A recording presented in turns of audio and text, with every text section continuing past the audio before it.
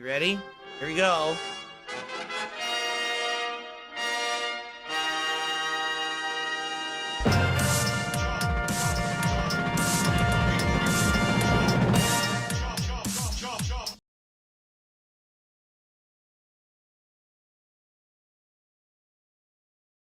Good morning, everyone. Phil here, and welcome to another awesome incoming week. Today is the first day of a 6-day streaming streak here on DSPGaming and over on Kick. It's time for exciting stuff, including 2 new game playthroughs premiering, one of which is a classic game that people are excited to see again, and another game that was controversial and people want to see me at least give it a try. We've got completing playthroughs, we've got continuing awesome multiplayer gameplay, and ladies and gentlemen, it is official that this week I begin my journey into the realm of politics. We will talk about all of this and more on today's awesome week beginning episode of the Level 1 podcast. There it is, if I can find the intro.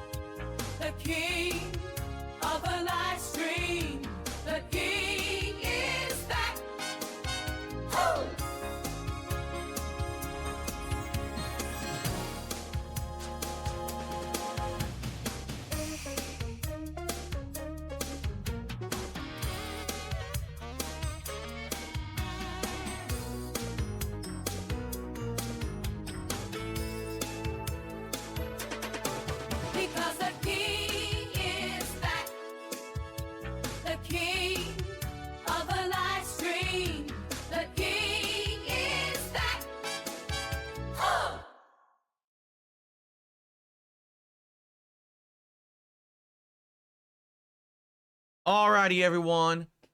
I'm DSP. This is the Level 1 podcast for Sunday, the 10th of November, 2024.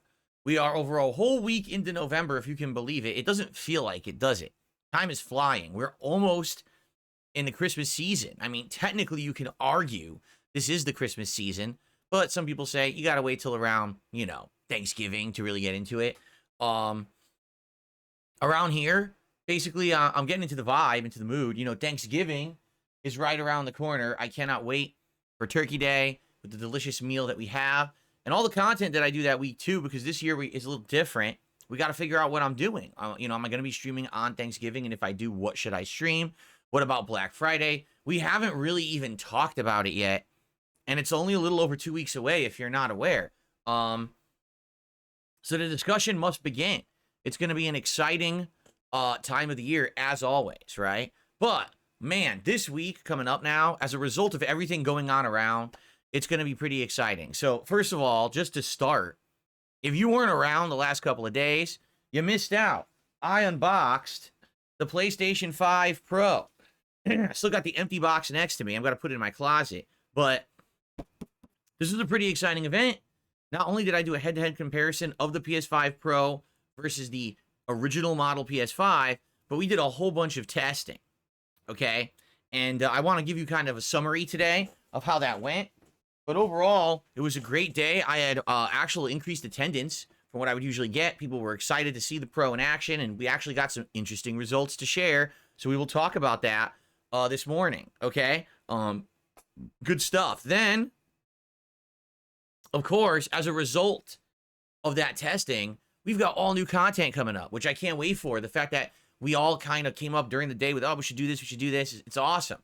So I'm going to be going over the full schedule of the week on this show. It is a very interesting upgraded schedule now with new playthroughs in there and a brand new show.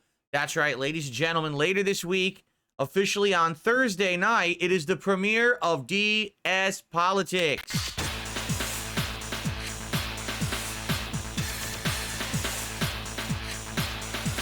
And we'll talk more about that on the show as well, so you know what to expect. I actually have several topics lined up for that show. Why'd you say my ears? Was that too loud? If that's too loud, I will adjust and lower the volume of that. Sorry, because I thought it was the right volume, but if it's too loud, let me know, please. I don't want to blow out anybody's ears. Um, anyway, so yeah, good stuff coming up this week. I'm very excited for it. Let's just start right at the beginning. All right, let's get everything set up for the week. I am here 6 straight weeks. 6 straight weeks. 6 straight days, excuse me. I mean, I am here 6 straight weeks. I'm not going anywhere. But this week is 6 straight days of streaming for me. And it's going to be a very exciting streak of days streaming. Now, currently, we are at 57 straight streams of hitting these goals and crushing my trolls. It is continuing. The trolls are so hilarious now. I swear, I can literally walk away from the internet on a day off, come back, open X, and laugh my ass off at these idiots. They actually think, excuse me, I got a frog in my throat today. They actually think that I'm like sitting around on the internet trying to troll them on my day off. I don't think about them on my day off at all. I don't have time for it. I'm busy. I have a fucking life. But they don't. They sit around trying to troll on me on my day off. And now there are people trying to troll the trolls while I'm not even around, and they cannot handle it. It is so funny to see them saying unhinged crap. They're actually like raving and ranting at this Twitter account, saying stuff like, oh, on your day off, you're doing this. Why don't you order DoorDash? Or why don't you drink gin? And why don't you get a blood test for your cat? I'm like, what? Like, what are you saying? You're clinically insane. The way you're talking and acting. You're yelling at someone who I don't even know who it is, who's trying to get your goat and working because you're so dumb. It's fucking hilarious. So, yeah, anyway, just hilarious stuff going on with them. So let's just keep making them go crazy, right? Let's keep the streak alive. Remember, we have 2 things going, all right? The first is that if we keep this streak alive all week long, okay? And it keeps going till Friday. So if you do the math, I'm here for 2 streams today, 2 streams tomorrow, 2 streams on Tuesday, 2 streams on Wednesday. No, I can only be here for 1 stream on Wednesday, 2 streams on Thursday, and a stream on Friday. 10 straight streams? However many it would be. If we could keep the streak alive until Friday's first stream. We got a new reward in place. We've been doing this every single Friday, special editions of DSP Tries It, right? This week, we got a really good one lined up. This is one that you guys should like because it's something that I think everyone can get, but it's also something in line with the original thoughts behind the series. Ladies and gentlemen, if we hit the streak this week and we continue with the support, if I can find the thing to click, I'll be trying out the entire Taco Bell Decades menu, including the 60s tostada, the 70s green sauce burrito, the 1980s Mexamel, and the 1990s Gordita Supreme. Sadly, for some bizarre reason, they didn't get the caramel apple empanada until the 21st, and I'm not waiting until the 21st to do this event. So, this should be exciting. It should be a fun DSP Tries It, in line with the ones I used to do. Remember, DSP Tries It used to always be fast food. And I kind of wanted to phase that out, so I'm not eating so much fast food. But we didn't do one last week. Remember, we just did Japanese food, which isn't fast food. So we're going to do this week. This will be exciting, okay? So, let's try it. This will be fun. But we got to get that goal, which means let's keep that support flowing. Let's keep the streak going all the way through Friday. I guess I should do the math here to figure out exactly how many streams, right? So, today would be 2, so 59. Tomorrow would be 2, so 61. Tuesday would be 2, so 63. Only 1 stream on Wednesday, so that's 64. And then 2 on Thursday, so it would be 66. Okay, so the first stream on Friday would be 67. There you go. So with that first stream on Friday, once we hit it, we do it. I'll order right away, and we'll have it during that show. DSP Tries It, okay? Thank you for 57 straight streams of support. All right, now, one other thing. We discussed this last week, and I made it official. If we hit the tie of the vest streak, for those who don't remember, way back in 2020, something remarkable happened. I took a vest out of my closet and put it on because we saw myself wearing it 10 years prior in a retro video. People then wanted to see this vest, so they kept supporting my streams. And for 276 straight streams, As insane as that sounds, I hit my goals. Okay? Since then, I've never seen that level of support. That's insane, over the top, you know, never matched, right? Well, we're currently at 57. The streak is alive. It's been about a month, and it's continuing.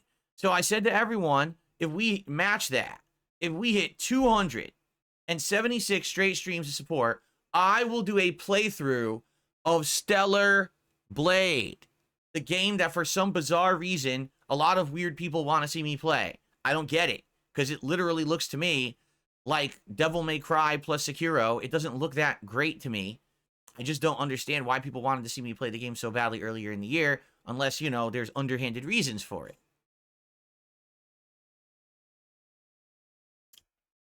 But I will do it. But we gotta hit it. 276. If you want to see the gift that keeps on giving, the Stellar Blade playthrough, you've got to support the streams, and let's keep that going, my friends. All right? So, thank you. We already, as you can see, we already have support rolling in, and we're just beginning. Let's do some shout-outs. So we start off today with Cope, who gifted 5 memberships to the community over here on YouTube. Thank you to Cope for that. Each membership on YouTube is roughly worth around $3. That means we start off with $15 in support. And then Dick Jones gifted 5 memberships to the community on YouTube. So that's another 15. So that gets us up to $30. So we're a fifth of the way to our goal on this stream already. Thank you guys for the early support. I really appreciate that. Thank you so very much. Excellent. So remember, everything counts towards the goal, whether it's a super chat or a super sticker on YouTube, whether it's a sub or a gifted sub over on Kick, whether it's a membership or a gifted membership on YouTube, or a tip, which anyone can do simply by looking at the description of the stream or using the tips command on YouTube or looking at the about panel on Kick. You can send a tip, okay? So all of those contribute to the goal. So please contribute today. Thank you in advance to anyone who does. I really appreciate all of you who are keeping the momentum alive. Remember, your support has improved my life so much in the last 3 months. I've been able to massively upgrade my setup, right? I've afforded all kinds of upgrades and things so that we could do more here on stream. I was able to actually get a washer dryer because mine was dying, and the new ones I got are amazing. I was able to start taking a few extra days off to spend time with my wife, which has been outstanding to have time to spend with her when I usually don't, right? So all these good things are happening as a result of you and your support. Thank you so very much, everyone. Please, let's keep it rolling, all right? All right. By the way, let's see some support over on Kick, right? Let's get some going over there since we already got some on the YouTube side. Good stuff, right? Okay. So, let us begin, shall we? So, first thing I would like to do today, I would like to talk about my coverage of the PS5 Pro and summarize it, so you guys can know in general what I thought about the console after spending all of Friday with it. And then we're going to talk about the schedule that came out of it, because my schedule has fully updated. Then we're going to talk about my upcoming DS Politics show premiering Thursday night exclusively on Kick and how it's going to work and the topics that will be covered. And then we'll go from there. You'll see what time it is. We'll probably do some. We haven't done open Q&A in a while, so maybe we'll do some of that today. We'll see. All right, so let's do it, shall we? So on Friday, I fully covered the launch of the PlayStation 5 Pro as it had arrived during the day on Thursday, luckily, because I was nervous it wasn't going to arrive in time, but it did. I was like, oh, this is perfect, so now we can have a whole day of coverage of it, right? So I live unboxed it, and it was pretty easy to unbox. The packaging was pretty, easy to do. It wasn't some big pain in the butt or anything like that. It was great. In fact, the unboxing is the most viewed video of all the coverage I did, which is silly. I mean, all the coverage got decent views, but the unboxing getting the most is kind of silly. I guess people just wanted to see what it looked like. And so after unboxing it, I compared it with the size and form factor of the baseline PS5. It is much smaller and more compact. It's easy to hold with one hand, while the base PS5 is like chunky ass. It's hard to move around because of its weight. The PS5 Pro is much lighter and is easier to just kind of move around because it is thinner. Admittedly, I'll always admit when I'm wrong. At first, I thought the racing stripes that they put on this thing, okay, were kind of silly, because I don't think they serve a purpose, but I was wrong. They serve two purposes. The first purpose is that's where you put the feet. So when you actually are putting this thing down horizontal on a flat surface, the feet stick out of the racing stripe. So it kind of does have like utility. Number two, it actually looks good. I actually think the PS5 Pro does look better than the baseline PS5. That racing stripe adds some aesthetic appeal to it. And I didn't think it would. At first, I was making fun of it. But then when I actually unboxed it, I was like, oh, all right. Admittedly, I think I'm wrong here. It looks kind of spiffy. I mean, comparing the two side by side, the PS5 baseline is just this chunky, like, abomination. It looks like it was a mutated console that was, like, heat warped or something. This thing actually looks like it's intentionally designed to look that way, right? So, after the unboxing, we hooked it all up. Minor technical issues. Number one, with my network, I need to restart my modem and everything in order to get stuff to show up on my network properly. So I had to do that. But number two, at first it wasn't working with my capture setup. Well, I should have known the PS5 and PS5 Pro by default have HDCP enabled. That's high definition copyright protection. The reason they have this on is in case you're watching like a Blu-ray movie. That way you can't copy the movie, like you can't record it or anything. But you can disable it. And then everything will work but Blu-rays. Like you can't play a Blu-ray on there with it off. So I had to go in there manually, do the quick setup, turn off the HDCP, and then boot it up. The good news is, this is awesome. If you have the PlayStation app on your phone, okay, you can sync the app with the console by scanning a QR code. And that just sets your console up automatically. You don't have to do, I have to get, what's my PlayStation Network shit again? How do you log in and this and that? No, it just carries over all of your settings. So that's really good. It was like express setup for me. I'm like, oh, this is excellent. You know, this saved me a ton of time to do that. So after getting into the console, getting it initially set up, we jumped into my games library and decided to download quite a few different games to test. Okay, so there were two major things I wanted to test with the PS5 Pro. Number one, can I play games at 4K resolution, 60 frames per second? And could I enable the fancy features like ray tracing, okay? Because the whole point of the Pro is that you're supposed to be able to now play these games at the highest resolution but a decent frame rate. With the baseline PS5, you could play in 4K, but a lot of games were choppy, okay? Like 30 frames or less. Well, people don't want to just play 30 frames or less. They want to play it the best, right? And, you know, my gaming PC is a beast. I played games at the, high resolution 60 frames. I know it can handle it. I usually play at 1080p 120 frames because I really like the extra frame rate. But in the case of PS5 Pro, this is really the first time you'd be able to do that high-end kind of stuff on a console. So that was testing number one. The other thing I wanted to test is that the Pro has a PS4 resolution boost mode. And what it's supposed to do is take the baseline PS4 graphics of any PS4 game and increase them to have more clarity, to have more detail. It's not supposed to be groundbreaking. Like, it's kind of a negligible difference. But in some games, people have always wanted their experiences to be upgraded. And there just have never been opportunity. A game particularly like Bloodborne, where people want better frame rate. Well, they never did that. They want more resolution. They want a remaster. They refuse to do it. So how do games like that work, right? So we did a couple tests, all right? Let's talk about the results of those tests. However, I have a couple shout outs to do. Let's get through those first. Let's see here. So here we go. So here, someone tipped $2.94 and says, their name is Wilson, by the way. They said, after testing the PS5 Pro, are you still of the opinion if someone has an original PS5, you shouldn't bother getting the Pro? Let me finish my segment here telling you about these experiences I had with it. So that way, I think you'll understand by the end, and I will summarize and I will answer that question, but let me not jump the gun here. Let me get through my testing results, and then we'll summarize that at the end, shall we? Okay, and then I got another $1.69 tip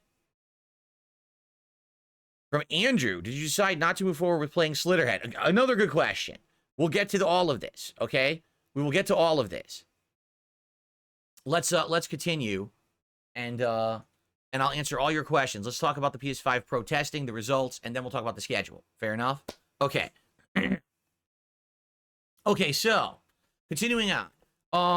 We tested all these Sony exclusive games, right? So we tested Final Fantasy VII, Rebirth. We tested God of War Ragnarok, Horizon Forbidden West. What else did we test? We tested like 4 or 5. Oh, Spider-Man 2, right? And maybe one more. And in each situation, all right, what we realized is when we boot these games up, they all had a new mode in the graphical settings. And some had multiple new modes. Now, sometimes it was very easy to figure out. Like, for example, with God of War, you just simply enable the new mode. You're at 4K, 60 frames. The game is absolutely gorgeous. Like, I booted up and Kratos had like this crazy armor on from the end of the game. And I'm looking at it, I'm like, oh my lord, that looks amazing. You know, super detailed because it's 4K and all those glistening effects. And then you just start moving and playing and you're like, what the? Like, it's full 60. Smooth as hell. Beautiful. We're going through the snow. We're on the dog sled. We're going through the snow in 4K. Wow. It looks amazing, right? Some games, for example, Spider-Man 2 had a ton of different modes. And it kind of confused me because there were 3, all right? One mode said it was going to use absolutely everything on the PS5 to try to get you to 60 frames while still in 4K, but also ray tracing enabled. But then there were 2 other modes that were like, so we're going to at most go for like 30 or 40 frames. And you play them and listen, they look nice. But like, why do I want to play it? I just spent $700 on a new console. I don't want to play games at 30 frames per second. Like, how stupid can you be? You spent an insane amount of money. If you spent a little more, you actually could have got a real gaming rig. Why are you going to be playing games at 30 frames per second? So I don't even know why the modes exist. I'm just being frank here. I don't get it. Why do those modes even exist in the game? I don't know. You want 60, right? But admittedly, when I put it onto the, the performance, give me 60 frames mode, the game was gorgeous and it's full ray tracing. So you're swinging through the city and you can see the entire side of a building is fully reflective with its glass to everything behind you. I'm like, oh my gosh, this is so sick. It's just sick looking. Like, wow. So pretty much every single PS5 game that I tested had a new mode and it would run at 4K 60 frames. So no complaints for me. It looked gorgeous, in my opinion. Like, that's great. Now, as good as on PC, you know, first of all, how would you even know? Because some of these games aren't on PC yet, right? Like, I think Spider-Man 2 isn't even ported to PC yet. So this is obviously the best way you're ever going to be able to play that game. For other games like God of War and Horizon, they were ported. And I'm sure if you already have a top-of-the-line PC, you could max out all the settings and it's going to be better, right? But man, for that, you know, for what it was sick. Now, no games offered any other kind of crazy resolution options or anything like that. I know people have said, what about 8K and stuff? I don't have an 8K TV. Who does? Who the hell has an 8K display, right? So it's not like I could have tested anything like that. The box literally says 4K 120 HDR. It doesn't mention 8K this time. 4K 120, no games offered it. So I don't know if it's just a game selection at this point, if any game eventually will offer 4K 120, but none of the games that I tested offered that. It was only 60, FYI. So basically every PS5 game that I played looked great. The only complaints I had, for example, I was playing Horizon Forbidden West, and I jumped on the aerial, like the pterodactyl mount or whatever it's supposed to be. There was freaking popping in the graphics. And I'm like, you know, you spend $700 for a console. You would think if there's a special mode for this console, they would increase maybe the sight distance, you know, whatever they call it. I shouldn't be flying over the world and seeing visible pop-in of everything in front of me. It's just really fucking annoying. Like, come on. But I guess they didn't go that crazy. The thing is with Horizon, you don't get that mount till the end of the game. So actually, you probably wouldn't even notice till like the last hour of the game that that's the case. Everything probably loads fine when you're on the ground level, right? Anyway. All right, so that's the PlayStation 5 side of it. Let's talk about the PS4 side of it, okay? Let's see here. I've received a $1.10 tip. Would I let a black guy named Tyrone clap my cheeks? Well, first of all, what does the color of someone's skin have to do with their ability to clap someone's cheeks? I actually find that incredibly offensive that you would even bring it up like that.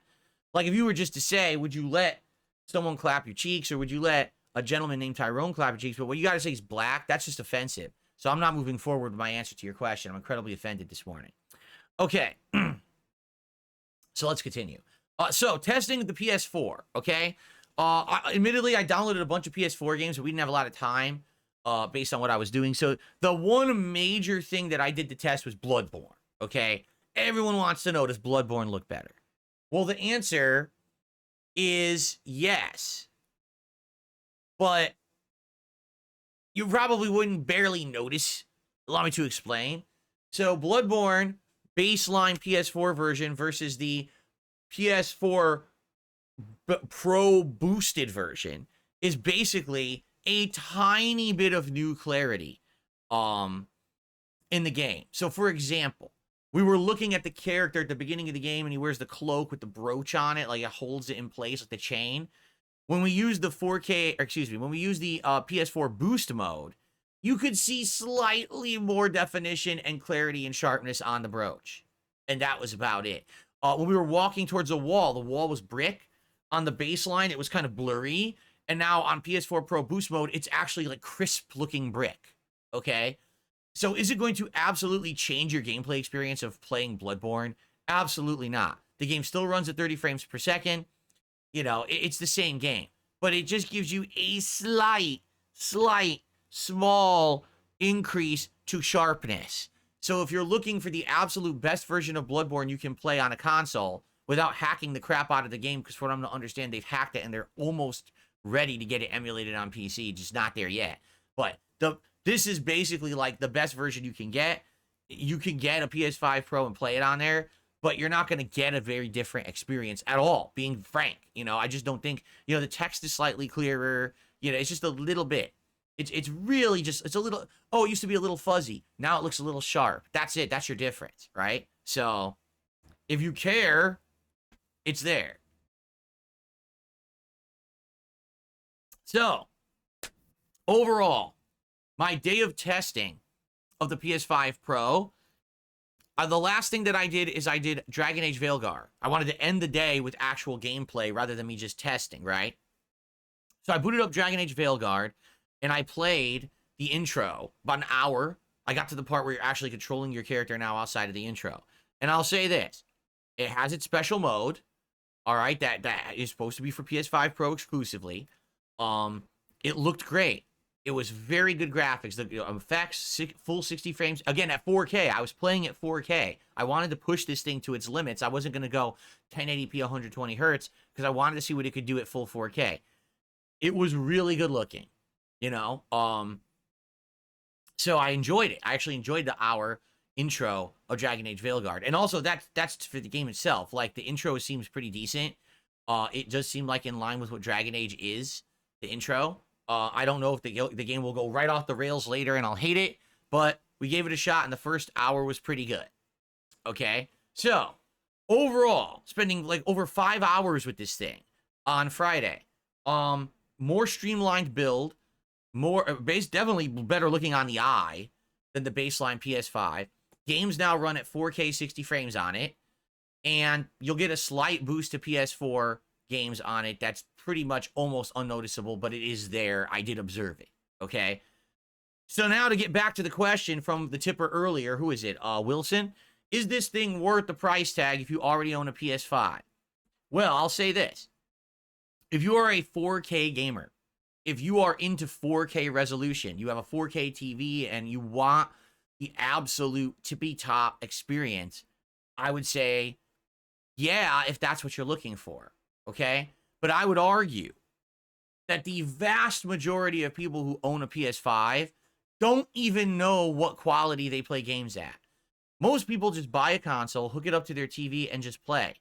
And it's unoptimized, and they don't even know how to optimize it, right?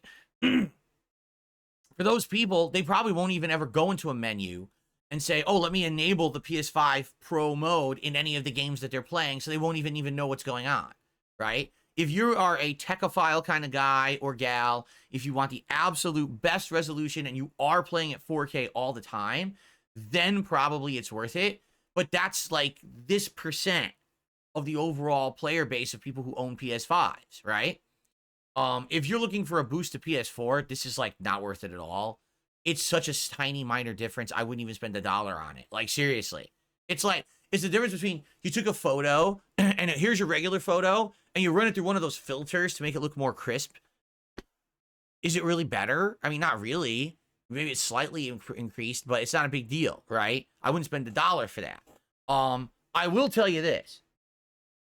I made one observation by the end of my session there with it, okay?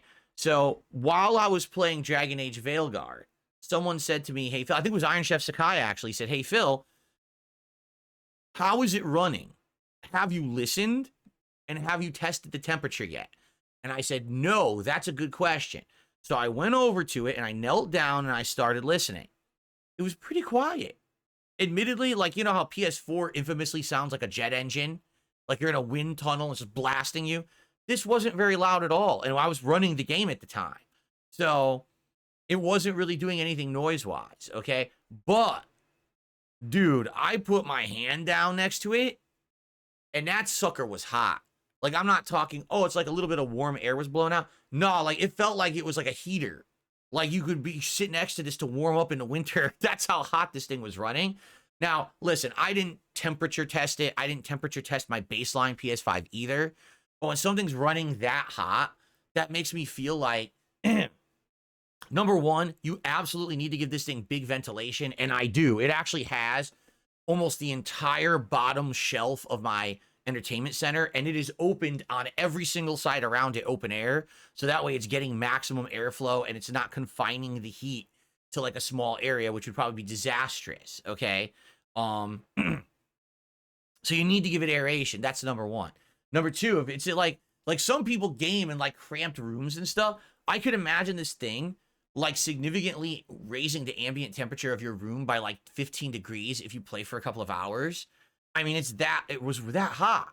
And I was like, dang, you know, I can't imagine trying to do this in like a bad or cramped setup. This is like a techophile console. If you're going to sit there and you're going to tweak the settings of each game, try the different modes, you're going to give it proper aeration. You know, this is not, oh, I'm just going to buy a PS5 Pro for $700 on a whim, come home, plug it in and get the best experience. You're not. You got to mess with it a little bit, right? So, yeah. So, I mean, $700, if you don't have a PS5, okay, you don't have one at all, and you're gonna buy a PS5, you're like, well, I just want the Pro. If you're gonna play at 4K, if you have no idea if you're gonna be playing at 4K at all, I don't see why you would want a PS5 Pro. I just don't understand it. Like, what would the purpose be? It's not gonna even use the better hardware unless you're playing at 4K. Like right now, I'm playing games at 120 hertz, 1080p on baseline PS5. I already was. So why do I need the PS5 Pro? The answer is I don't. You know, you only need it if you're going full 4K and you want the 60 frames. All right. So, yeah, so that's the deal. And I think that, you know, for someone who wants the best console available, it is the best console available, but it still doesn't hold a candle to a gaming PC, which I think everyone knew. You get yourself a $1,200 to $1,500 gaming PC. The thing's going to be insanely good compared to this thing because it's not going to have these limitations. Let's be really honest here. This console is going to sell like hotcakes when GTA 6 comes out. Because everyone's going to want the best experience with Grand Theft Auto 6, and it's not going to be on PC at launch. So this is the one way you can play that best version when it's out. And I'll have it now. Thank you so much to the viewer who donated this PS5 Pro, because this is going to open up some horizons for me that weren't possible with just doing the gaming PC route. And I really, really appreciate that. So now let's talk, all right? Because as a result of me having a PS5 Pro, two cool things are going to happen this week. We're going to have two new playthroughs begin, okay? Number one, I am going to start Dragon Age Veilguard. We've played the first hour, okay? We're going to continue on with a major stream or two, and we're going to see if the game is good and worth playing. All right? Now, if it's not, then I won't play it. Let's say we play a stream or two, and we're, like, bored and like, oh, this game sucks. We are not going to continue to play it. I am not 100% committing to a full run until we actually see if it's good or not. I'll tell you this, my first hour, the impressions were positive. I actually enjoyed the combat. The story's interesting. It's engaging. The one odd thing about the game is the graphics. I don't know why they went more cartoony this time. They definitely like softened all the characters to almost look like World of Warcraft. I don't know why they did that. But outside of that one odd design choice, I enjoyed the first hour. So I want to give it a shot. But understand, this is by no means saying, oh, we're locked in and we absolutely must play this game in its entirety. And now we're locked in for 4 months. We're playing Dragon Age. That's not the case. Let's give it a shot and let's see what happens. Now, the other result, all right, and this is, I feel, something extra cool. For the end of the year here, I'm going to do a Bloodborne run. I feel like it's time. It's been over 5.5 years since I played Bloodborne last. And now that it's going to be on PS5 Pro with slightly increased graphics, at least it gives me kind of a gimmicky reason to play it again. But I'm craving this game. I mean, I just played it for like 20 minutes. And I was like, oh my God, the parries feel so good, right? When you get the parries, you're like, yes, like excited. You're like, oh, I love it when you get that parry. I can't wait to fight bosses and parry the bosses and shit. It's going to be so much fun. So now, of course, this will be my absolute best looking Bloodborne run ever. It's going to be full 1080p. You know, I'll be playing it at 30 frames, which sucks. I wish I could play it at a higher frame rate. But it's going to have nice full face cam now with great graphics and everything. I'm actually going to, I'm really pumped for it. So I hope you guys are too. I'm sorry, this frog in my throat's bothering me today. I think I got it. I'm very excited. So let's talk now about the schedule for this week. Because I feel at this point, you guys are going to want to know, well, what's going on when? And, you know, this is confusing. All right, let's talk schedule. So now everyone knows what's coming up this week, okay? So today, we're wrapping up some stuff. Today's first stream here, when we finish with the podcast, is the conclusion of Life is Strange Double Exposure.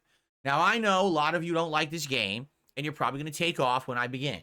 But today should be the conclusion. We're already more than halfway through Chapter 3. The game has 5 chapters, but Chapter 4 supposedly, Chapter 5 supposedly is only like a cutscene. It's like an end game cutscene. So we should probably finish it today. If we don't finish it today, I'll probably schedule in one more like late stream later this week to finish it. But I want to see what happens. The plot has gotten interesting. If you've ever liked Life is Strange, the plot, or any of these kind of choose your own adventure games, it's good plot. I'm excited to see how it ends. I hope that you guys will stick around for that. Tonight on the late stream, it's Call of Duty Black Ops 6 multiplayer. Craving more of that, of course. Last time around, if I remember correctly, I was using the Goblin assault rifle with the scope, the infrared scope. Maybe I'll do that a little bit more. Not infrared, thermal scope, excuse me. Maybe I'll do that a little bit more. And then maybe we'll switch it up. We got to see what the daily challenges are. It should be fun. Okay? Now, Monday is a big day, folks. Monday is the conclusion, the sunsetting of my actual Clips React show.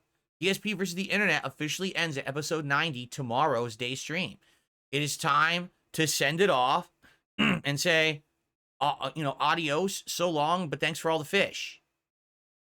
You probably won't get that reference at all. It's, what's his name? Douglas Adams reference. But, yeah, it's been a great show. You know, 2 years of the show has been great, but it's time to send it off. It has been a good run, but the show's interest has definitely waned. Like, when I'm doing that show, no exaggeration, I can't even get, like, 200 viewers across both platforms. That's including YouTube and Kick. I can't even get 200 viewers on the show.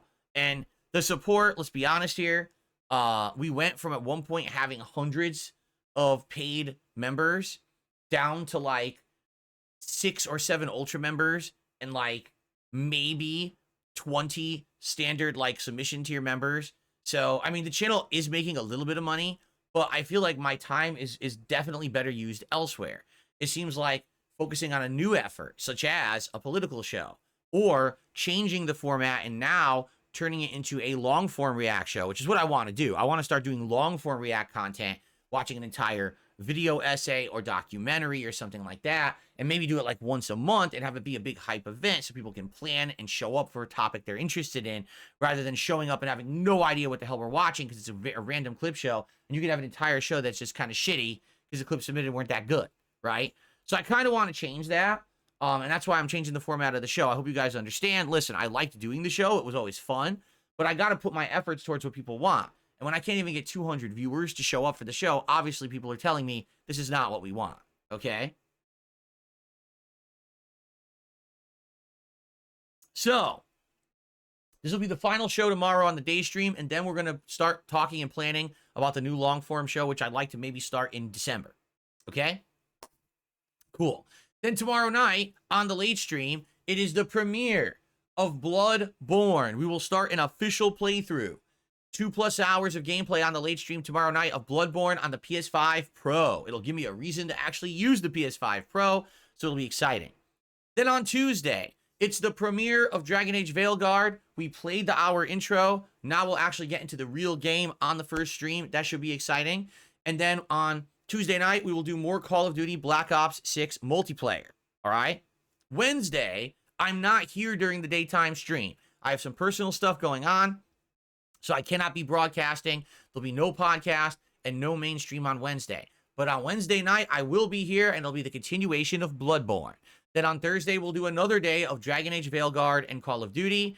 And then Friday's kind of up in the air. We could possibly do... Wait a minute. I got confused. I did. I'm sorry, guys. I screwed up. Thursday's day stream is Dragon Age Veilguard. Thursday night is the premiere of my show, the political show you've all been waiting for, exclusively on Kick, DS Politics.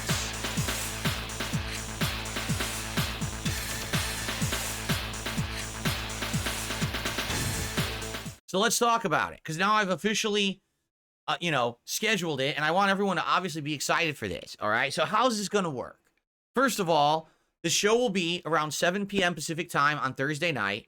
It'll only be streamed on my Kick channel, DSPGaming Reel. So if you're interested in this brand new effort and endeavor, please be sure to go, follow the channel over on Kick. It's gonna, you have to follow to talk in the chat. So please do, all right? Now, it's only going to be on Kick, and I'm curious, with a show that I'm streaming exclusively on Kick, how it'll do. Right now, my audience is majorly split between Kick and YouTube, and I can tell you right now, the YouTube audience is much bigger than Kick. For example, right now I have over 260 viewers on YouTube, and I have like 30 viewers on Kick. The other day, when I was doing the PS5 Pro stuff, I had over 400 viewers on YouTube, and I had like 50 viewers on Kick, right? So that's what I mean. The audience still seems to prefer to stay on YouTube. But in this case, it's a Kick exclusive show. Since it's politics, I want to keep it off DSP Gaming and out of my gaming content whatsoever. You won't hear these kind of topics discussed on this channel, right? So if you have absolutely no desire to talk about politics at all, you could just not show up and you're good. It won't spill. I'm telling you right now, the content will not spill into the other content that I'm doing. You're not going to see political content here when I'm doing my podcast or when I'm playing games and stuff. It's going to be saved exclusively for the show. In fact, it makes sense. If anything's happening in politics, save the topic for the show, right? That's the time to discuss it in detail, all right? So that's going to be fun. If you can make it on Kick on Thursday night, it's going to be about 2 hours. Now, what will the topics be that will be discussed? So I have 3 hot topics to talk about this coming Thursday night.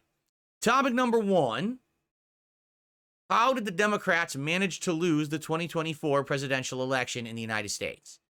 And I'm going to have some stuff to watch with you, and we're going to react to a few things together, and we're going to talk it out. It's an interactive show, to make this clear. Yes, I'll be talking about politics and the like, but also there's going to be people who are going to be able to chat with me, and I'm going to be doing shout-outs for contributions, and it's going to be an interactive show. So I'm sure many people are going to have different opinions and things to say about this topic, okay? So that's number 1. Number 2, we're also going to be doing a topic. Listen to this one. There have been mean text messages that have been getting sent out across the country since Donald Trump won the presidential election. And for some reason, actual mainstream news is covering it. I want to show you the mean text messages, and we're going to analyze them and talk about them today on the show. Because yes, they are incredibly politically powered and charged, and I couldn't believe I was seeing this as a story in my local news, and they keep running with it and even adding to the story, and I'm like, what? So you're going to see, I don't want to spoil the story. I want to save it for Thursday. But when you see this, you're going to be like, what the hell? And then another thing, there's one other thing that we're going to talk about. I don't even know how to go about this because it makes my jaw drop. So now they're saying, get this. If you want to do charity, you have to do it in such a specific way to be sure that you're being culturally sensitive. I won't even go further than that because I want to show you the details of the story, all right? So this is going to be a very interesting show on Thursday night, okay? I hope you'll join me exclusively on Kick, on DSPGaming Reel, this Thursday, 7 p.m. Pacific time, for the first ever episode of DS Politics. All right, enough of that. So anyway, yes, so that's going to be a fun one. And now what I'm going to do, after the show ends, I'm going to clip highlights and segments from the show. And over the course of the week, I'm going to have those go live over on the DSP Reacts channel.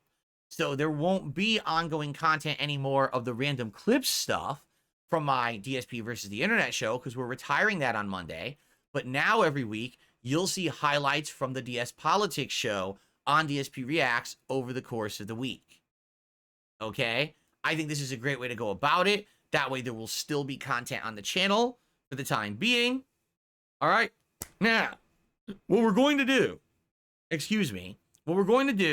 on the show, we're going to discuss ideas of how people who basically support my content will be able to be a part of the show. For example, here's what I'm thinking. If you become a submissions tier member of my DSP Reacts channel, you can have a thread every week where you can submit clips you'd like me to watch and review for the politics show. So you could say, Phil, were you aware of this news story that happened across the country? Can you comment on this current event that happened or this political thing that happened on the show? So this is awesome because this is going to allow you to have interaction. Now, I'm not guaranteeing that I'm going to watch the clip, but I'll review everyone's submissions. I'll try to find the best ones, and I'll put together a show based on your suggestions, but also the hot topics that I want to talk about every week on the show. This way, there's still incentive to become a member on the Reacts channel. It won't just kill the channel entirely overnight, all right? But it'll only affect the submissions tier memberships. What we will probably do is the Ultra members may have some input into the upcoming long-form React shows that I'm going to start doing in December, okay? So it's a big shift, I know. It's not clips reacting anymore. We're going to have political stuff every Thursday, and then we're going to have long-form reacting going on at some point, all right? Pretty good, right? All right. So I'm excited. I hope you are too. DS Politics premiering on Kick exclusively Thursday night, and then you can see the clips for it over the course of the week on DSP Reacts. And starting next week, after this first show ends, is probably when we'll start, hey, let's start doing content let's start doing incentive where if you're a member on the DSP Reacts channel, you can now submit clips for the political show. Okay? Fair enough? I think that would be good. Okay, now Friday. I'm even here Friday, so I'm here today through Friday, okay? Friday's day stream may be Call of Duty, and it may be a major stream of it. And then Friday night, I think I want to bring back Friday Night Fights Street Fighter, which is what we were going to do last week, except the PS5 Pro showed up, right? So, yeah, and I got to decide, do I want to play Marvel vs. Capcom 2, or do I want to play Street Fighter 6? I'm not sure. At this point, I'm like way far removed from fighting games, and I got to bring them back into the rotation. So, in summary, here we go. Today, Life is Strange concludes, Call of Duty multiplayer at night. Tomorrow, my final episode ever of DSP versus the Internet and the premiere of Bloodborne. On Tuesday, Veilguard finally premieres as a real playthrough and a night stream of Call of Duty. Wednesday, no day stream, but the late stream will be Bloodborne. Thursday, more Veilguard and then the premiere of my DS Politics show on Kick. And then Friday, probably Call of Duty and Friday Night Fights. Sounds like a pretty good week, doesn't it? Now, keep in mind, there are new games coming up. Next week, I think, is the launch of Microsoft Flight Simulator. And once that's out, I'm going to be having that in my rotation as a chill streaming game. I think that would be amazing to have a fun, chill streaming game where we can fly all around the world. And you guys will be able to suggest places to go and check out. Yeah, that's on the 19th. Exactly. Okay. And then after that, there's some more games coming out, and we'll talk about those as they come out. And also, of course, as I said, Thanksgiving week, I usually do like a Thanksgiving special.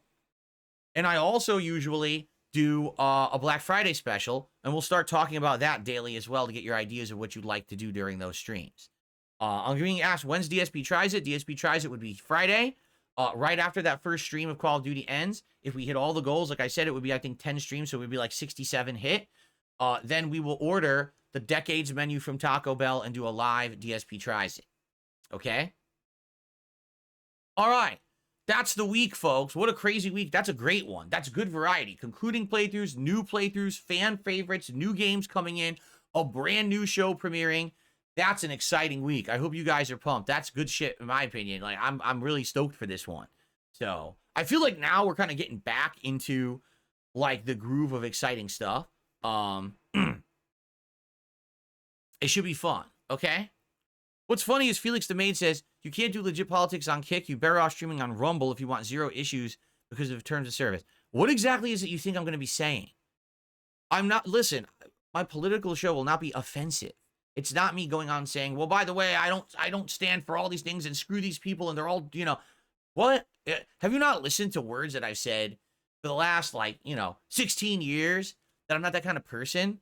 That I want people to be happy, that I wish that everyone could be happy, because if everyone was able to be happy, probably people wouldn't be at each other's throats and we wouldn't have such a divisive time of our country right now. Like, what exactly do you think I'm going to say on my political show? I mean, do I sound like a political extremist to you? Like, what the hell, dude? And keep in mind, the people who have been doing politics for ages are the ones who got me on Kick in the first place, right? Like, this is not over. Oh, by the way, I'm just making this crazy decision overnight. Kino Casino has been covering political shit for years on Kick, and they're fine. So what are you talking about? Anyway, all right. So good stuff there, and I hope that you guys are excited for the week. It's going to be a fun week. Still Splinter had done a €2 super chat, says, what specs is my gaming PC? I think he's seen it because there's a PC command on the YouTube side of things you can use, and it gives you all the specs of my current gaming PC. Thank you, Still Splinter. You're the first super chatter of the day. And that gets us up to $36 of support. All right, so now that I'm done with that big segment, let's take a look at how we're doing today. We currently have 275 viewers on YouTube and 40 likes. 40 likes? Now, come on, guys. If you're on YouTube, give the stream a like right now. Let's get that up to at least 50 likes in the next 30 seconds. And let's get that up to 100 likes by the end of the show, right? I mean, come on. If you're here and you're enjoying yourself, click the like button. The engagement helps this channel tremendously. It helps the channel be shown in YouTube search. Come on, click that like button right now. We're already at 45. Let's get it to 50 immediately. I said the next 30 seconds. We're 15 in.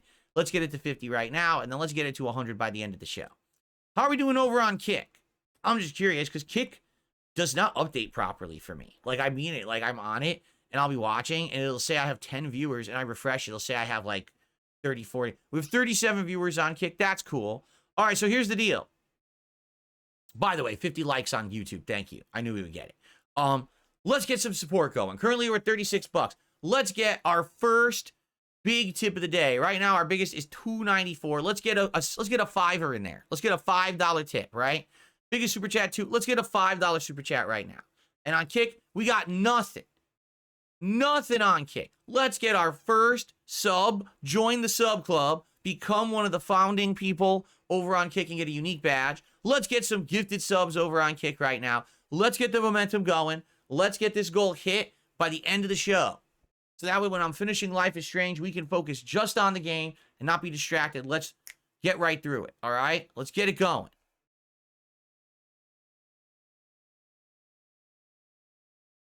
Very good.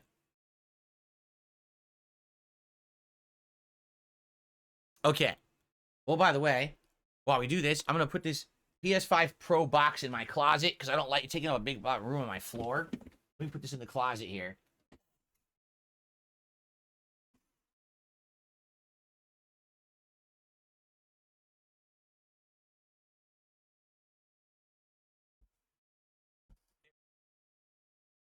Perfectly.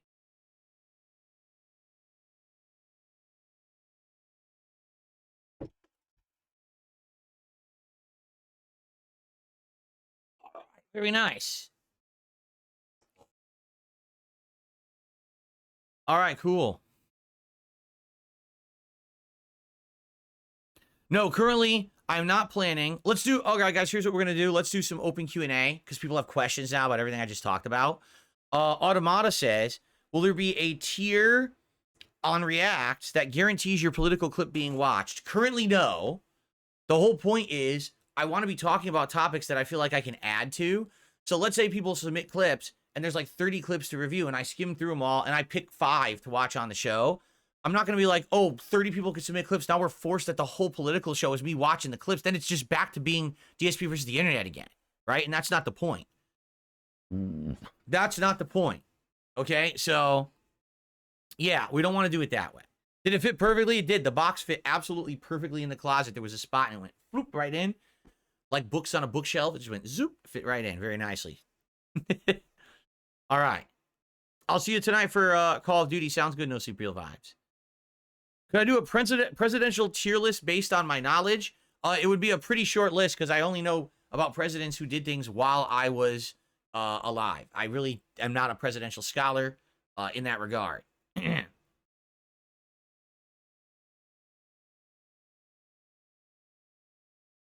Cool. What's up, Perry? How you doing this morning? I don't know anything about anyone named Synthetic Man. To be clear here, the point of the show is not going to be me reacting to other political creators. It's going to be me reacting to actual news and politics, all right? So, let's get the expectations set here. This is not me making fun of other people. It's me actually commentating on stories and the like, okay? All right. We've got I can't even say, how do you pronounce this? Arcadia. Arcadia has gifted a sub over on Kick. It is the first gifted sub of the day. Thank you, Arcadia.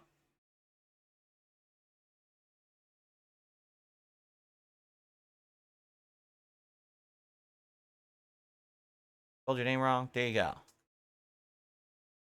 That's worth a $5. $5 for each membership over on Kick. So thank you so much for that. In reality, it's like $4.74 or something like that.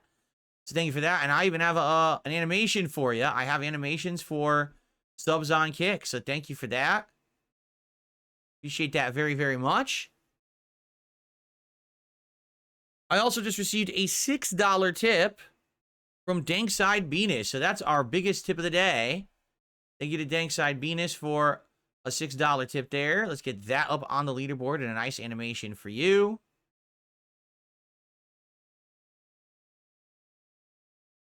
I almost updated the wrong section. There we go.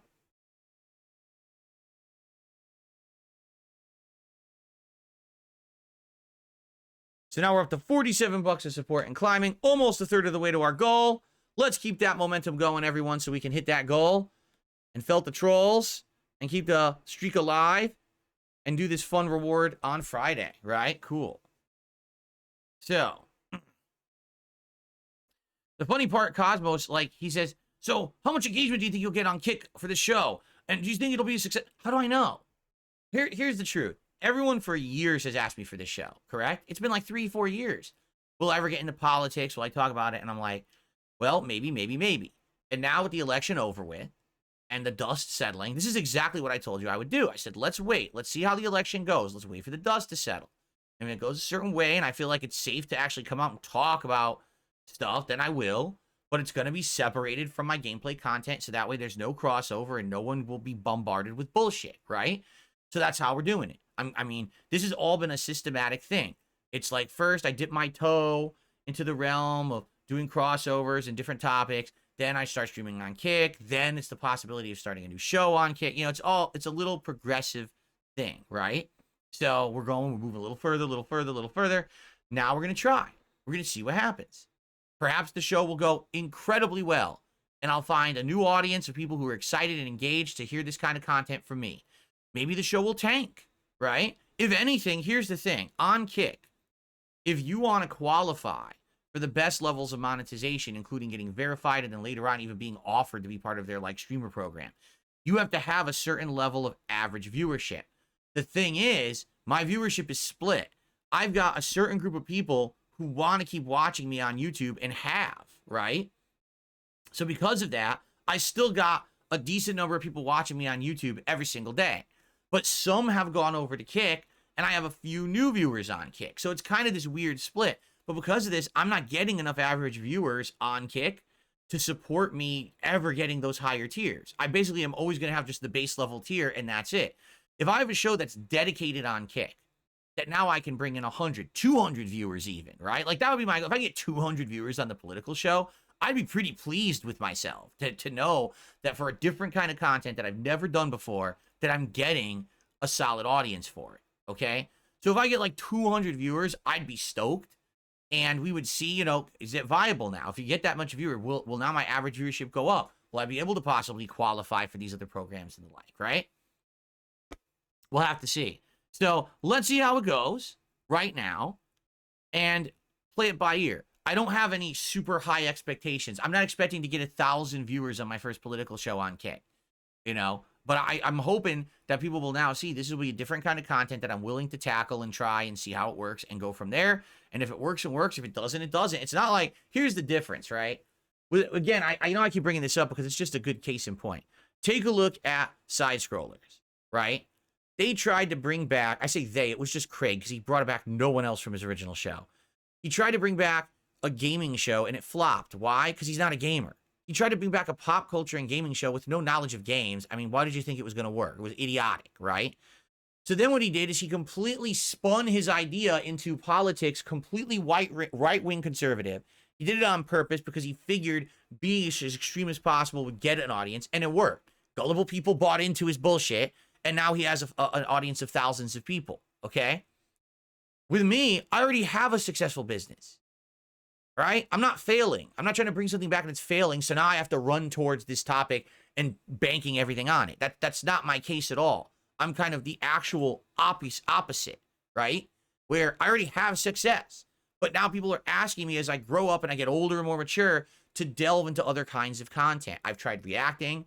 Now I'm trying political. We're trying different things, and we're going to see what works and what doesn't. It doesn't have to work, but if it does, I'd be happy to now be known as not only a podcaster and a gameplay streamer, but also having a successful political show. I'd be happy for that.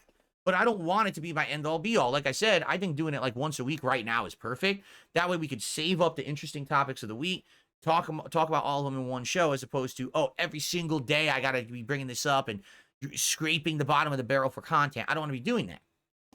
This will allow me, especially if you have input, if people are submitting clips and things, it'll allow me to try to take in information from other places and weigh and balance the stories I want to talk about and cover and things like that. So that's how it's going to work. I don't have any over-the-top expectations at all. I would be happy with a couple hundred viewers if we can even get that. And obviously for the show to be supported, it's going to be a normal stream for me. So I'm going to be looking to hit my goal or whatever. And as long as all that happens, I will consider it a success. Diversity right now, diversifying my content is going to work way better than just doing one style. Okay? I tried the interview thing. I'm going to be honest, people are pussies. They don't want to be interviewed because they're pussies. And for years, they all wanted to punch down on me. But now that people would actually listen to my opinions and my take and allow me to clap back at people who've been nasty to me, no people want to be interviewed by me. They're all afraid. So forget that. So we'll do something different. Okay. Some shout outs. I received 10 gifted subs over on Kick from Darkside Pimp. 10 gifted subs. Thank you so much, Darkside Pimp. Let's get you a nice animation for that. The 10 sub animation right here. So far, we've seen the 10 sub animation before. We haven't seen the 25 or the 50. These are the sub animations right now. So thank you very much, Darkside Pimp. Let's get you up on the leaderboard. What a huge contribution.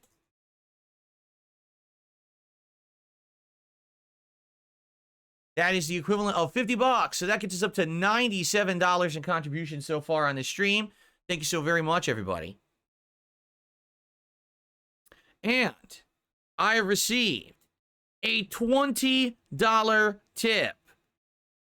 I am all in for DS Politics. Sounds spicy from Perry the White. Thank you, Perry, for a generous $20 tip this morning. That is by far the biggest tip of the day so far. So let's get you a nice animation and let's get you up on the leaderboard.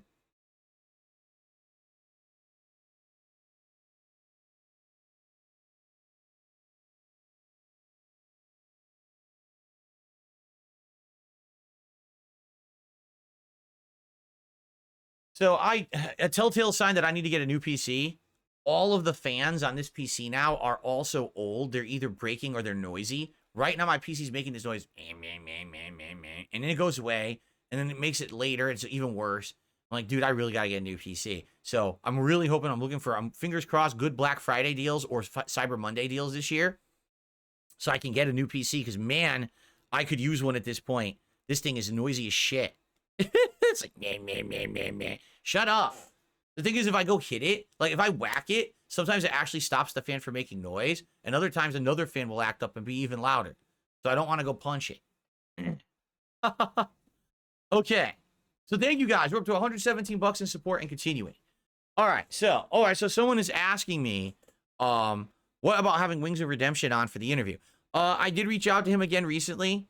I'm waiting to hear back from him. I haven't heard from him yet. I'll probably have to keep pinging him to get an answer. I am interested in having him on for an interview. I really am. But I need him to respond. So I guess we'll see, right? Queen of Hearts says, one thing that I love about you, you always have a balanced, you're a balanced person. You're slow to make changes, but you make them when they make sense, not just to ride a current trend. If you haven't noticed, I am not the kind of guy that likes to jump on viral trends.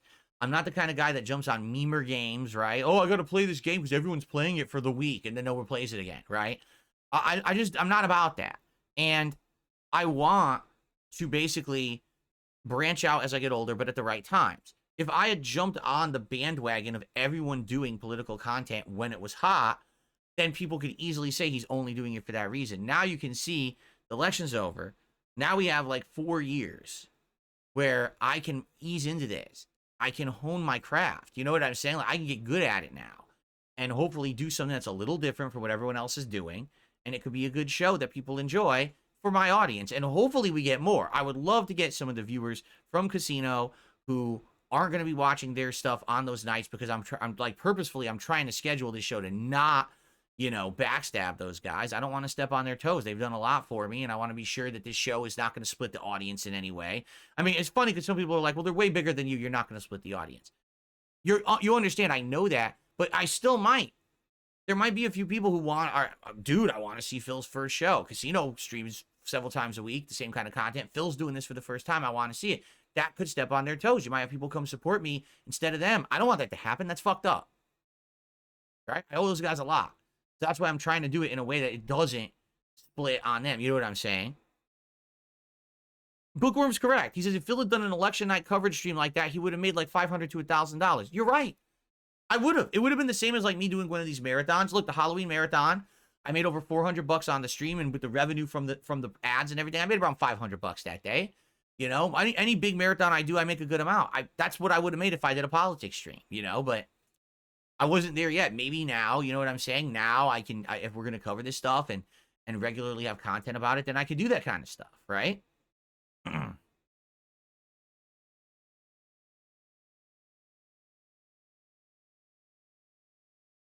Automata, I'm not watching. Yeah, Automata had a premise, but I'm not going to do it. He says, what you should do is watch side scrollers and tackle every topic Craig tackles on his show, but do it from your perspective rather than his biased one and show that you can do it better.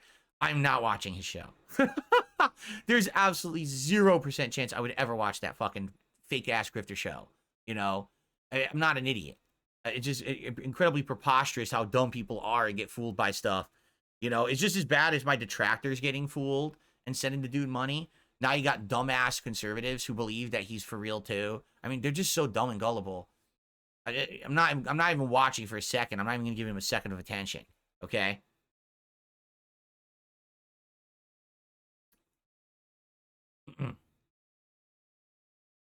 Okay. But Double M, see again, Double M doesn't get it. He goes, yeah, but let's say you take a few dozen viewers from them, right? It's not going to hurt them. Dude, the few dozen viewers that I take might be the supporters for that night, right? Maybe there's people who like the political stuff, and they're going to come and watch my show instead of Kino Casino that particular night. And now they decide, well, hey, it's Phil's first night doing politics. I'm going to drop him a sub bomb. And it could have gone to the casino. You know how fucked up that is? In my opinion, anyway. I feel like that would be messed up. to split the audiences doesn't make sense. Now, I'm not saying in the future I'm always going to have to be 100% sure to not stream the same time as them, because that's impossible. If you guys don't know, Kino Casino streams random days. They don't actually do the same days every week. Like me, I'm try to be consistent, but they're kind of all over the place depending on what's happening in news and stuff. Right now they're streaming, but likely by the end of the week they're going to have days off. So that's why I'm doing it like that. So yeah, the way I see it, I'm not going to step on the toes of people who've been so gracious to me. You know, at least this first show, let's be honest, after the first show, it might not be successful and it drops off and nobody gives a shit, right? But for this first show, I'm going to do the right thing. And I already ran it by them, and it looks like we're all good for Thursday night. So, Machito Swing has gifted a sub over on Kick to the community. Congrats to, I guess, TTD. Got it. Thank you. Let's get you a nice animation. Thank you so much, Machito Swing. And let's add that to our total of support tonight. We're at to 122 and climbing right now, guys. Thank you so much. We've almost hit the goal, and the show's not even over yet. We haven't even booted the game. That's awesome.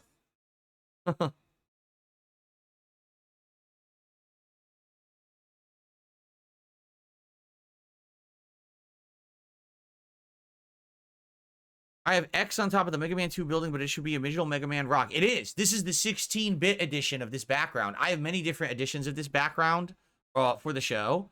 Hey, you probably haven't seen them all then. Okay, hold on. There you go. See? I have different versions. So this is supposed to be 8-bit. That's 16-bit. See? There you go.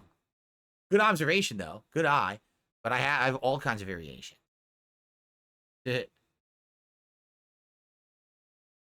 Very cool. Would I consider eating shakaroni pizza from Papa John's for DSP tries it? I mean, here's the thing. I wouldn't be against it, but it's just a pizza, right? Like, if you go to Papa John's, it's literally just a pizza. It's not even like something special. Extra cheese, extra pepperoni, extra large. It's just a fucking pepperoni pizza. There's nothing to it. I don't even know why that's exciting. Like, they could have just called it the extra large pepperoni. There's not even a gimmick to it, right? Like, at least if you go to, like, Pizza Hut right now, they're doing a Chicago tavern-style pizza that's different from their other pizzas. It's supposed to be, like, super thin crust and, like, cut into squares and stuff. At least that's different. The shakaroni is literally just a freaking normal pepperoni pizza. Just big. So I don't even understand that gimmick at all. Like, what's the big deal? And by the way, who is talking about Shaq in 2024? Right?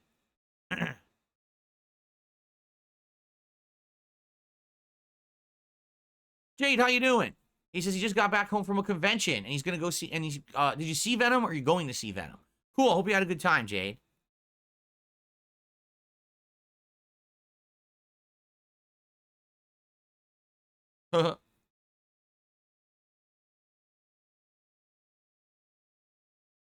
Is the political show 7 p.m. Eastern or Pacific? Whenever I reference a time, it's Pacific because I'm on the West Coast. So 7 p.m. Pacific time, Thursday night. That's my politics show. Okay.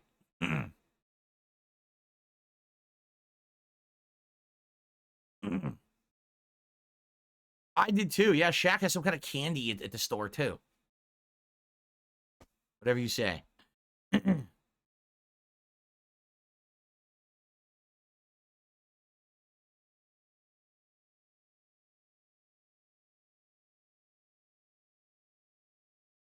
All right. All right, guys. Any other... Oh, I got a contribution. I was going to say any other topics, but hold on. I received a $4.20 tip from Lady Charisma. I've actually made a Kick account for this, but I fear chat might lean too much to one side. I've seen stuff in chat over the years. I hope we're just trolls. Nothing on you. It's a fear I have. I have high hopes for a new project, and I'll try to be there for my view since I do a few years of political science at my university. I am outright going to say this. Everyone is allowed.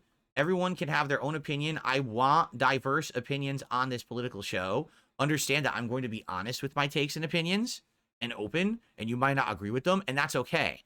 I'm not some asshole who's going to be like, oh, so just because you disagree with me, now you're my enemy, and now we're going to have to be at each other's throats and shit. I'm not that kind of guy.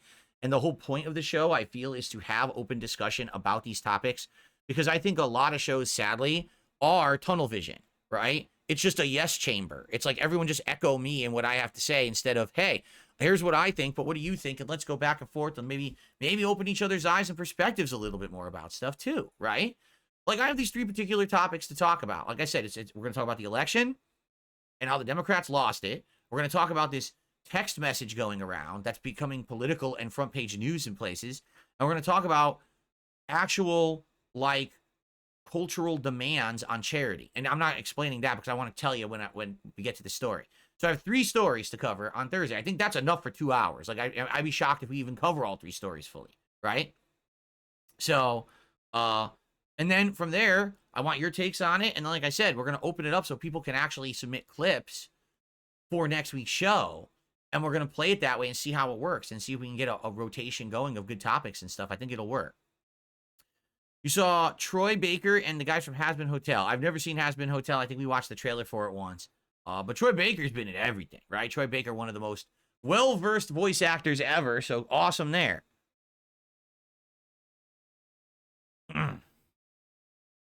What if some opinions are considered radical? There are always going to be radical opinions, but it's about how you handle that, right? It's about listening and then, you know, basically not. Okay, my philosophy has always been, I just want everyone to be happy, okay? Everyone should be happy, but also, if you're going to be happy, you can't step on everyone else's toes and make them unhappy. I feel there's a live and let live mentality out there that can work if people would just fucking give it a chance instead of just being like, well, since, you know, I don't agree with you, you're my hated enemy, and now we have to be at each other's throats, and it's all my side and not your side, you know, if you're not with me, you're against me. I hate that shit. So we're going to see how it translates. I feel like we're talking too much about it because you're kind of, I don't want to spoil anything, right?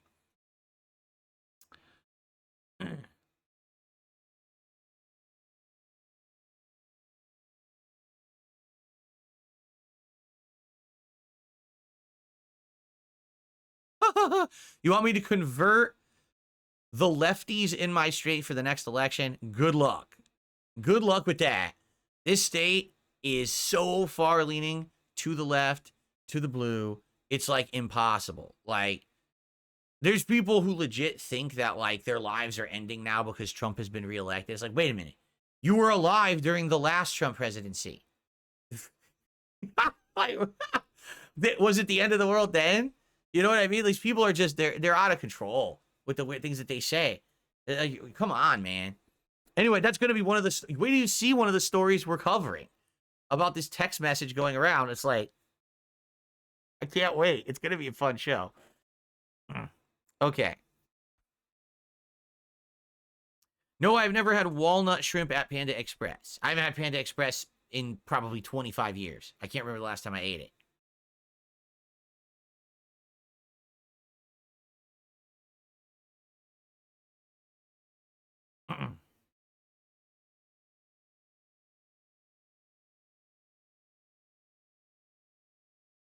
I've never had a persimmon. I know what they look like because I have played Pikmin, and it's one of the fruits you get in Pikmin is a persimmon, but I've never tasted a persimmon. Darkside Pimp says in 2028, convert all my detractors into attractors. No, I'm telling you, you have no idea how funny it is. So now the detractors are falling apart at the seams and becoming the lol cows themselves. And they don't get it because they live in such a tunnel vision world of, you know, hand holding around their own campfire, singing Kumbaya and circle jerking each other for the last 5 to 10 years. They've had it good. Now it's falling apart. They're being exposed for their unhinged nonsense that they do every day. I'm telling you, this fucking Twitter account is getting their goat so fucking bad. It's fucking hilarious. Like, did you know that at one point there was an 8-hour-long marathon podcast about my cat? Yeah. And this thing's now being exposed and people are saying, no, that's a lie. So then people will link the video and they'll be like, what? That's what I'm talking about. Like, that's how crazy they are. They're unhinged losers. And they're like, well, but they get more views than Phil. Well, first of all, wrong. All of your viewers are mine. Because if you didn't cover my content or watch me, no one would watch you. So literally every detractor viewer is a DSP viewer, not a detractor viewer. They're all my viewers, all right? Now, I don't make any money on them, but I make a good living regardless. So I don't give a fuck, right? So go fuck yourselves. but you're being exposed as the clowns that you all have been. Your clown show's been going on now for a long time, and now people are looking at it and laughing at you from the outside because guess what? You are the lol cows. You don't understand that your actions now are based on people goading you. Like when I goaded you into go supporting COG and you did because you're a bunch of fucking losers and I showed how embarrassing you all are. Or this Twitter account now that's not me that you guys are accusing of being me. It's not me, but you can't handle it because you're such fucking losers. You are the ones being goaded into action like lol cows. Get it? You're the entertainment now. And I'm sitting back and laughing my ass off every single day at these losers. It's great.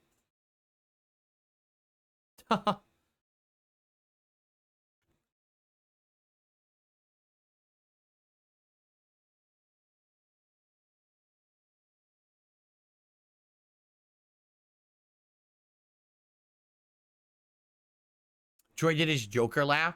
What's funny is Troy Baker only did Joker in one game. He was only the Joker in Batman Arkham Origins. But people still give him credit as like, oh, he's the voice of the Joker. It's like, no, that's actually Mark Hamill. He was the Joker only once. But I guess people liked that portrayal or whatever. But, you know, I know him more as many various different characters over the years. Like, he's been in tons of different franchises as various characters, right? Yeah, Joel, exactly. Joel in The Last of Us is way more prominent and notable than I think him playing the Joker.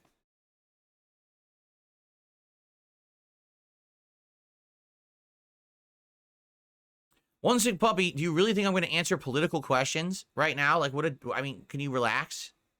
It's kind of silly what you're doing right now, right?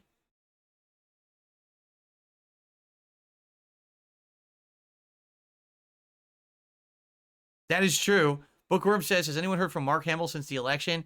Yeah, Mark Hamill is like an ultra leftist. And he posts about it all the time. And he is so anti-Trump. I mean, I love the guy for his acting. I love him for his Joker voice acting. But again, this is why I'm okay with separating the art from the artist, as they say. I think someone who's so extreme as him one political way, I would never agree with his extremist views on politics. But I like his work. I like his Joker. I think it's the best portrayal of Joker in animated or video games. And I like him as you know, Luke Skywalker. But I absolutely hate his politics, right? Like, I'm not going to give any bones about it. I don't like the extremist stuff. So.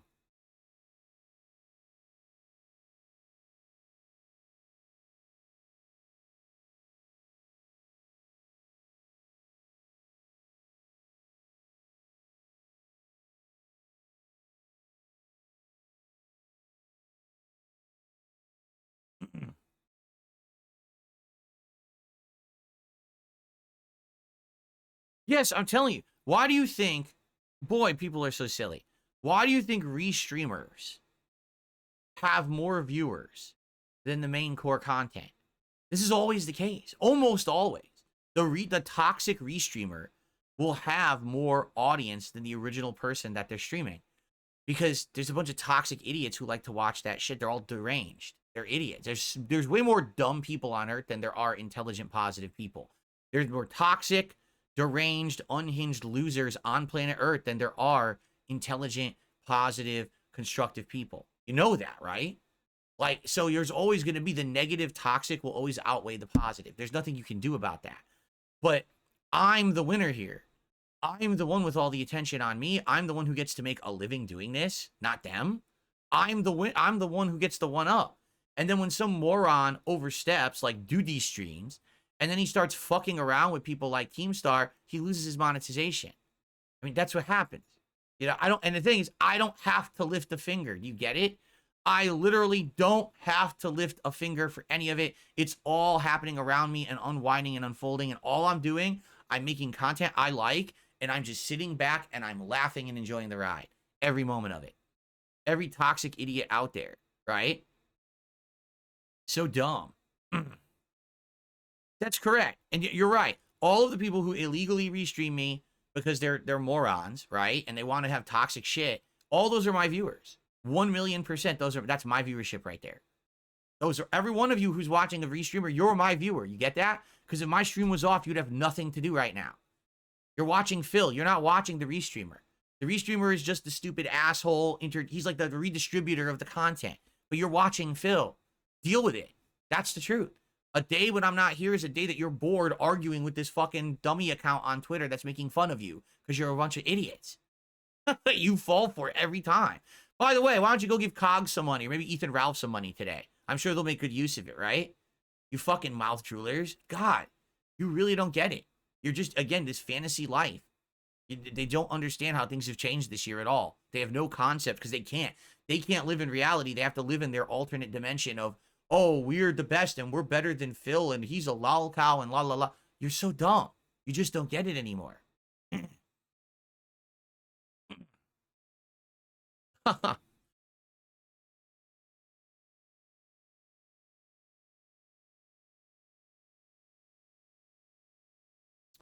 I listen to video game music outside of video games? Yes, I have several different YouTube channels that I listen to that play. It's like video game radio stations. There's like 3 I listen to and alternate between. One's more modern music, one's more classic music, and one's kind of a mishmash.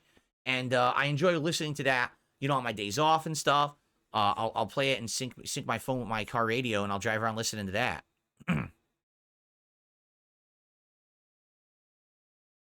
Do I think there's a way to turn misguided hate watchers into legitimate fans? Yeah, it's this simple. If you're watching one of these toxic restreamers, think about how dumb they are. They're literally wasting all this time on nothing. Nothing's ever going to come of it. They're not making a living doing it. They're just losers. Stop watching them and come over to the real content and hang out with me. Everyone is welcome. There's been tons of people who've said, hey, you know, I used to be a detractor of yours. I watched all that toxic stuff, but I've come over and I've learned to kind of enjoy just being here and being a part of your legit community now. Everyone is always welcome. It's an open door policy with me. I don't care what your past is. I care about what your present and your future is. Okay? What did you miss on the podcast, Jade? I talked all about the PS5 Pro stuff and the schedule for this week where I'm starting both Bloodborne and Dragon Age, Veilguard, and a political show. So we covered a lot. That's true. Fed Rogers says, don't forget these idiots got scammed by Super Crazy. Can you believe that you guys, these detractors, gave money to Super Crazy? You gave money to a person whose name is Super Crazy. The name itself wasn't a giveaway. 3K scammed. Congrats. You can even argue, well, Phil only scammed 1K for his cat. You dunces paid 3K.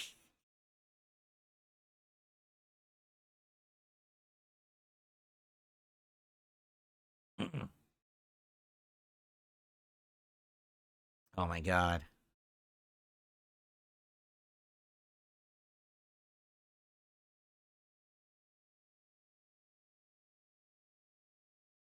Is there still time to submit videos for the final React show? Yeah, right now. I make the playlist for the React show the night before.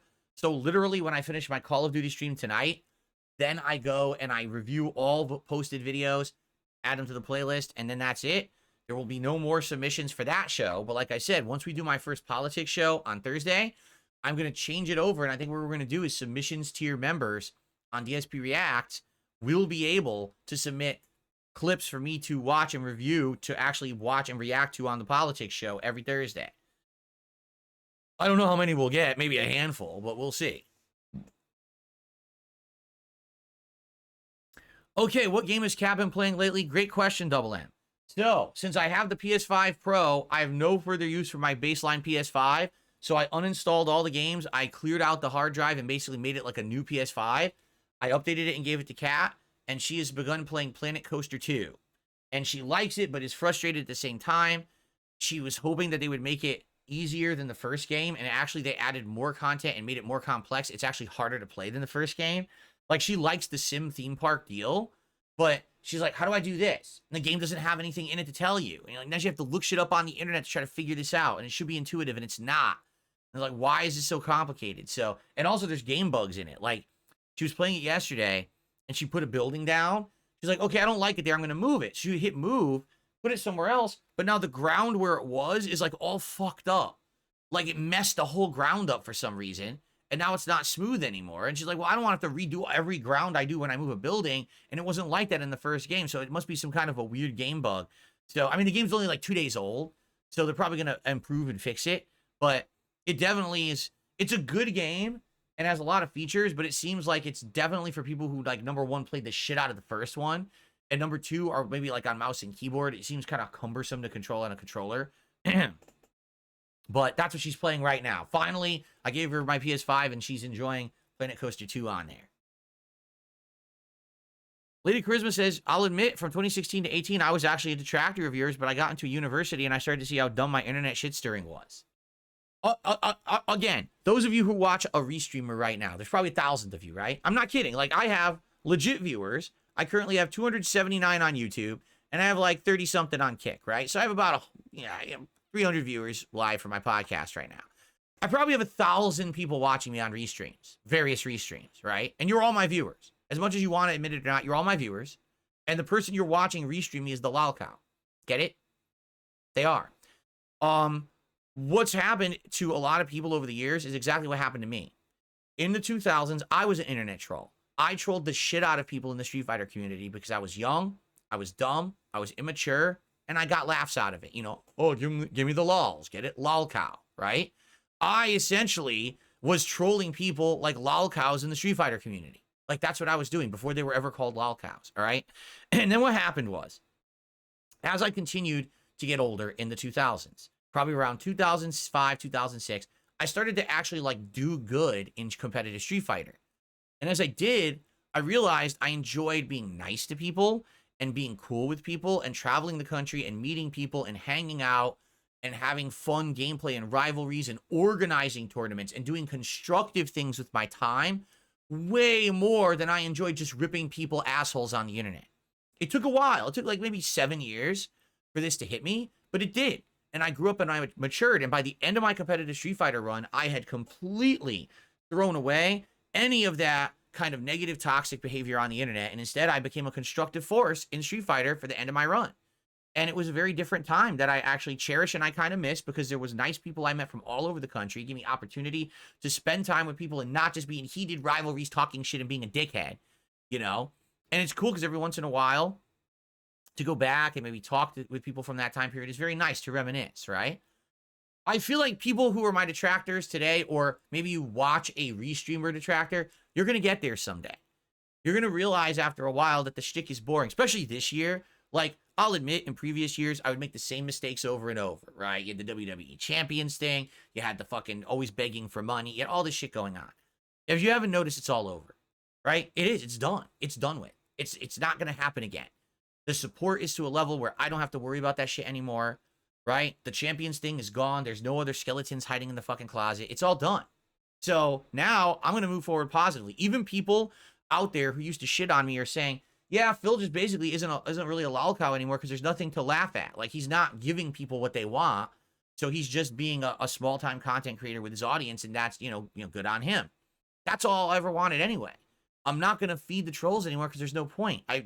The things that they're trying to make into big deals don't exist. They're literally just making shit up now because they think that, like, how did Phil register to vote? Who cares? It's my right to register however I want. It's not lol cow content. You're a fucking idiot. That's what I mean. But that's the straws they're grasping at to have content now. So listen, I have absolutely no ill will towards anyone out there who's been watching the tractor shit. Really, I don't. And if you ever want to come by and actually check out the real content, the real streams, it's an open door policy. You're always welcome here. You know, be a part of the positive side of things instead of the people who just want to sit there dumping ass on people all day, right? Johnny5 and Quick just says, literally, they're making 10 to 20-minute videos on you not wanting to play Stellar Blade. That's all they have now. There's nothing left. The lol cow days are over, and they ain't coming back, man. They're not. So just deal. They can't deal with it. I say just deal with it, but they can't. Like, they cannot understand that I've become a normal creator now. They just can't handle it. You know? The choices I have made in the last few years, as bad as they seemed, all have led to this moment. You have to understand, me not going on the lol cow podcast, me actually handling the Side Scrollers interview the way that I did, me not doing the Mike Klum documentary, me branching out and changing for the better in various different ways, right? Actually improving my setup, doing different kinds of content, branching out with the guys from Kino Casino, doing interviews.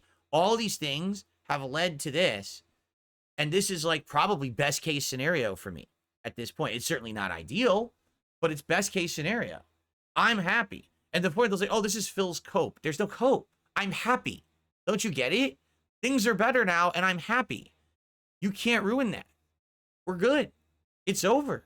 The days of sadness and feeling like depression and fucked up stuff because I can't make ends meet and people keep ruining my opportunities, they're over. Those days are done. I'm happy now. So, there's nothing to cope about.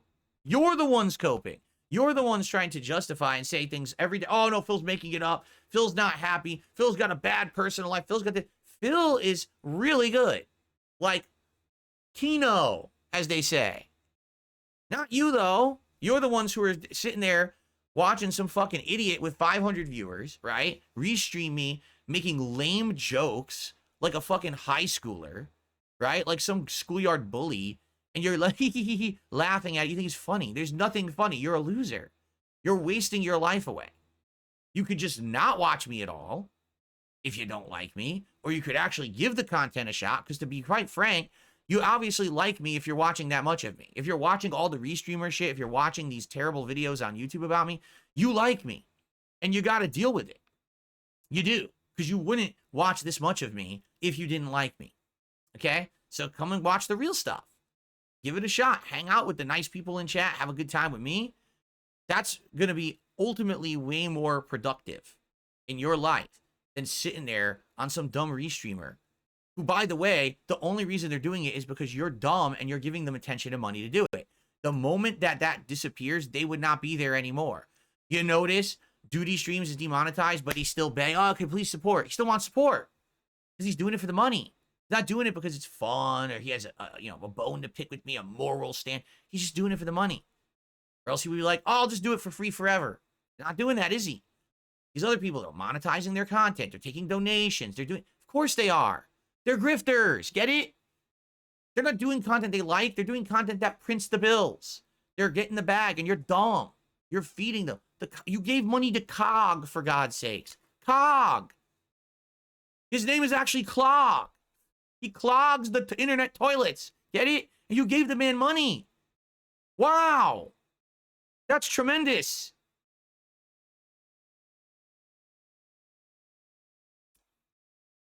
Anyway, so I'm done with that. We're good. We're having a good time, right, guys? All right. I think we've covered enough. I think this has been a good show. I'm very, very excited for this week. This week is looking up, right? It's looking very positive and fun. And I hope that you guys will join me for all the new content. We got multiple new playthroughs starting this week. We got the politics show starting this week. It's going to be a great one. But in the meantime, thank you all for watching today's episode of the Level 1 Podcast. I hope that you guys enjoy. Tomorrow I'll be able to tell you about what I thought about the end game of Life is Strange, some fun Call of Duty. Maybe we'll have some news topics to talk about and the like. But I'm having a great time with life, man. I hope that you are too. Thank you so very much. Enjoy your day. A new week begins. I'll see you soon.